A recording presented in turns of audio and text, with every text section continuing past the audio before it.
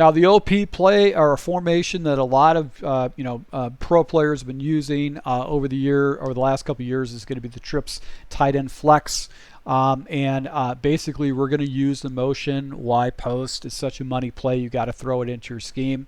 Another play we're going to go ahead and use is dagger, and there's a way that you can set up dagger to make it a very OP play that's extremely hard to stop.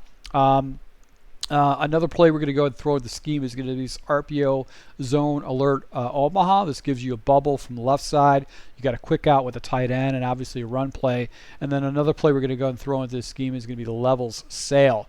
That's just a quick snap play. You play stock, very hard to stop. One of those things that you got to actually go ahead and defend against. So if you have a number of plays that you have that you're audibling into, it can be very, very difficult to stop this. Now, first and foremost, we've got press defense here. Let's go ahead and jump into basically the motion Y post. And this is the setup that we'll do. We can actually have a bunch of other setups, but basically I'm going to streak up the running back, watch the motion. If the guy carries over, I can throw that. But really what it comes down to is that you're trying to hit that whip post route on the backside. It was a double team on the whip. And that's what's cool about this play. You could see how Komet actually was able to had an opportunity to catch that ball over the middle of the field.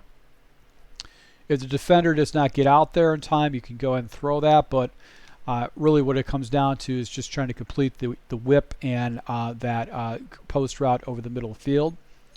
So we're going to go ahead and do this, set this up once again. I don't necessarily look to the motion throw, but if you get the leverage, you can actually go ahead and complete that. And let's see if we come down with it. So you can see the guy's got his hands on the ball, but they're not coming down with it. I'm getting a lot of bad animations right now with this, but let's just go ahead and jump into it. If we don't get support by the safety over more, we can go ahead and look to that as an opportunity to go ahead and complete a big play. But here's your little whip route that's going to be very annoying to stop. Now, if you want to throw in a run scheme, you can go ahead and run into this RPO bubble. I've got an extra rushing defender off to the right, and I've got outside leverage with Komet. So I don't want to throw that unless the guy's lined up perfectly on Komet. So I'm going to look to the bubble, and I'll throw the bubble if the defender freezes. Just go ahead and take it with the bubble. Let's go ahead and see if we get basically the single leverage right here. Now, okay, so we've got 4 rushers, and then we got basically lined up leverage with Komet on the outside. Here you go, you can throw this. You can see he's completely out leveraged that defender, and you could pick up some pretty cheap yards. So this might be a good play to go and jump into when you jump into this formation, just to catch your opponent off guard. Got a heavy box right there, and no one's covered Burden. So that might be an area that you want to go to, but I actually was able to go and get the run off with this particular RPO. So pretty good yardage right now with this. Now, if you wanted to, you can go into level sail. I'm running this play stock. I'm peeking on the sail concept on the right side, and I'll check it down to the running back. You want to establish that is something your opponent has to take a look at, because what that does is it opens up the basically the corner route by the tight end over the top of it if he plays a hard flat. But what's great about this is that you got that level sail concept that you can essentially throw into, and it's very, very difficult to stop.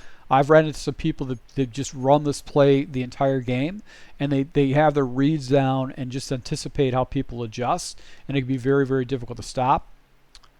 Here's your corner route that got undercut by the defender, but that's another area that you can throw to, and you got the deep dig that you can look to too. And I don't think with this alignment is really good that you want to throw it into, but you've got the in, and this is where you want to go and drop it down to the underneath stuff. Just couldn't wait for the deep in to actually get resolved. So what we're going to do is we're going to go jump into dagger. Dagger's a great base play to use, but I found that if you really want to make it even better, you could do deep comeback route, or you can do a curl route.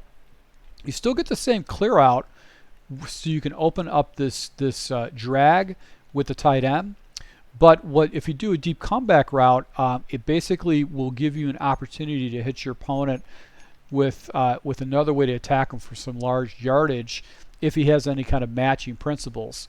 So if it's match, here's this deep comeback route that you can actually throw into, where these guys actually kind of came up like that. And you've also got the crossing route by Dunze, depending on the matching. So if nobody comes out to that area, you can go ahead and do that. You can see right here, I had pretty much a choice. I could throw it to the underneath route or the crossing route with the drag route by the tight end. So that's what's cool about it. And you can obviously catch your opponent off guard if he's sleeping, if he's got match. You've got this little crossing route that you can hit. I had to wait forever for that to develop, but you could see how you can actually get that type of opportunity against your opponent with Dagger. So I like Dagger because it's got a built-in deep comeback route that we can throw into this scheme. I've got a streak that clears out the zone, and if I get the one-on-one, here you go. Thank you for catching the ball. So this is a mega scheme that you can throw into your scheme. I'm going to work on this a little bit more for you, but I wanted to show you that this is a really good scheme to go and use if you want to be able to attack your opponent in all different areas of the field. So once again, thank you for your support. Until next time.